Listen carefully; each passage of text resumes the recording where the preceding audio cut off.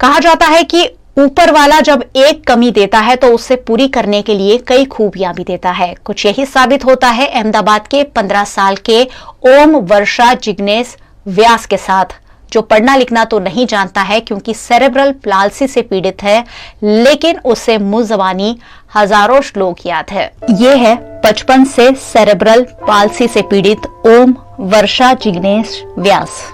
ओम के नाम के पीछे माता वर्षा का नाम इसलिए लगाया गया है क्योंकि उसके विकास में माता का बड़ा योगदान है।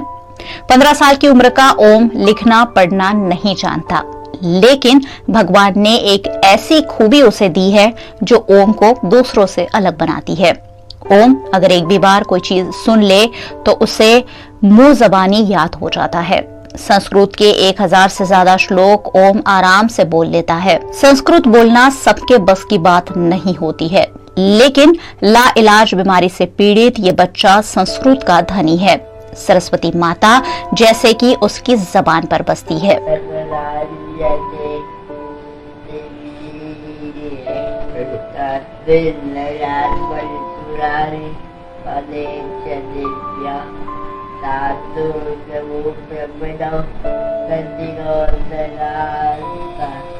इस बच्चे को कई सारे अवार्ड मिले हैं और 2017 में खुद राष्ट्रपति रामनाथ कोविंद ने उसे अवार्ड देकर सम्मानित किया था।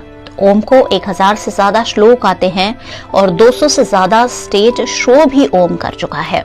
ओम CRMR नामक बीमारी से 90% ग्रस्त है, लेकिन इसे भगवान की देन ही तो कहेंगे कि कोई भी चीज बिना पढ़े सिर्फ एक बार सुनकर ओम को याद हो जाती है। ओम के माता पिता को भी उस पर काफी गर्व है। ओम की इस सफलता का श्रेय भी संपूर्ण रूप से माता पिता को ही जाता है। ओम वर्षा जिग्नेश व्यास, मैं ये लिखवाना इसीलिए चाह रहा था क्योंकि उसकी माता का जो है योगदान है वो बहुत ज्यादा है, मेरे से ज्यादा है।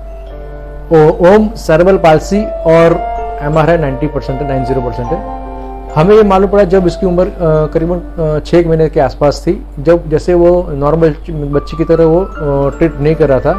हमें डॉक्टर को बताया तो उन्होंने डायग्नोसिस हुआ कि वो सेरेब्रल पाल्सी से पीड़ित है। बाद में मालूम पड़ा कि वो CP और MR दोनों में भी है और लो विजन भी है।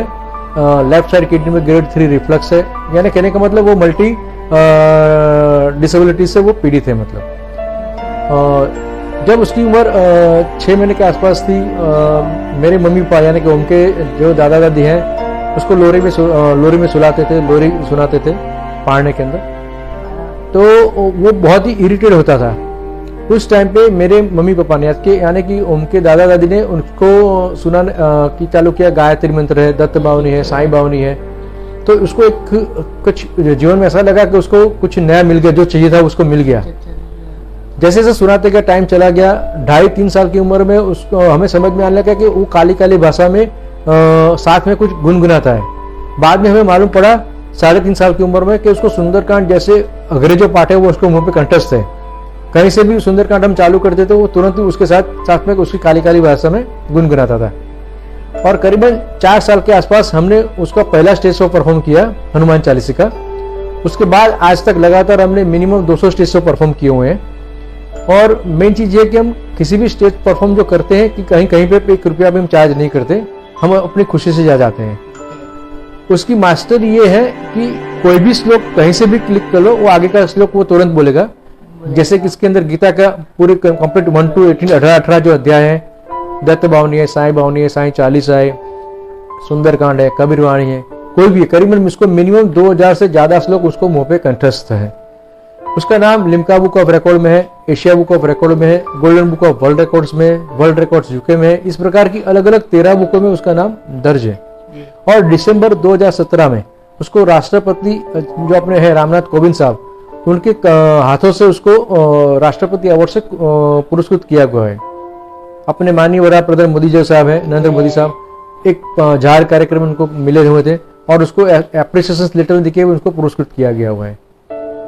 बेसिकली मेन चीज ये है कि अभी हमारा जो नेक्स्ट जो है कि हम उसको पूरा अभी उसकी आध्यात्मिक बुक इतनी ज्यादा है सर कि हम उसको पिरसते अभी थक जाते हैं कि उसको क्या सुनाए। तो हम ही हमारा अगला जो नेक्स्ट उसको उपनिषद भी करीबन 6 के 7 उपनिषद भी उसको मुंह पे कंठस्थ है। अभी हम वेद पर चले जाने जाते हैं। लेकिन अभी वेद में क्या है कि मेरा नॉलेज खुद सही में बोलो तो कम पड़ रहा है कि उसको संस्कृत में हम ढूंढ रहे हैं कि भी चारों जो वेद है उसको संस्कृत श्लोक के अंदर कहीं ना कहीं से मिल जाए ऑडियो क्लिप्स के अंदर। मैं ये साथ बताना चाह रहा हूँ कि जब ये कोविड-19 की सिचुएशन में जब लॉकडाउन हुआ था तो इस प्रकार के जो बच्चे हैं, जो दिव्यांग बच्चे, खास करके जो सीपी है, एमआर है, हाइपर ऑटिज्म वाले है, उनको हैंडल करना बहुत ही मुश्किल हो चुका था, क्योंकि वो घर के अंदर ही रहते थे। अगर मान लो कोई नीचे भी कहीं ले जाते हैं, इधर उधर सोसाइटी में घूमने थे, तो लोग हमको पागल समझते हैं कि ये कहाँ निकल गया। लेकिन वो बच्चा 4 दीवार के अंदर रखना is too much difficult.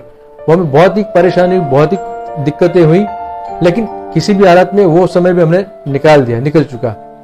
Actually में क्या है कि हम सीपी और एमआर मेरा बच्चा है, हम पेरेंट्स हैं। यहाँ पे इंडिया में ऐसा कोई फैसिलिटीज नहीं है कि जब पेरेंट्स की हयाती न हो तो इस प्रकार के बच्चों का कौन, that is a big question mark, basically big question mark है।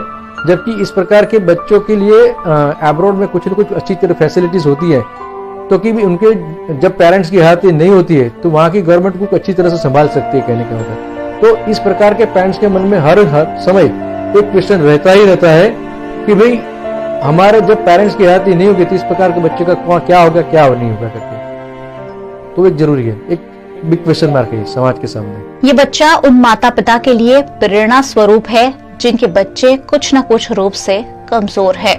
कमजोर शारीरिक रूप से हो सकते हैं, लेकिन मानसिक रूप से अगर हौसला बुलंद रखा जाए तो किसी के लिए भी राह मुश्किल नहीं है। यही साबित करता है 15 साल का सेरेब्रल पाल्सी से पीड़ित ओम वर्षा जिग्नेश व्यास।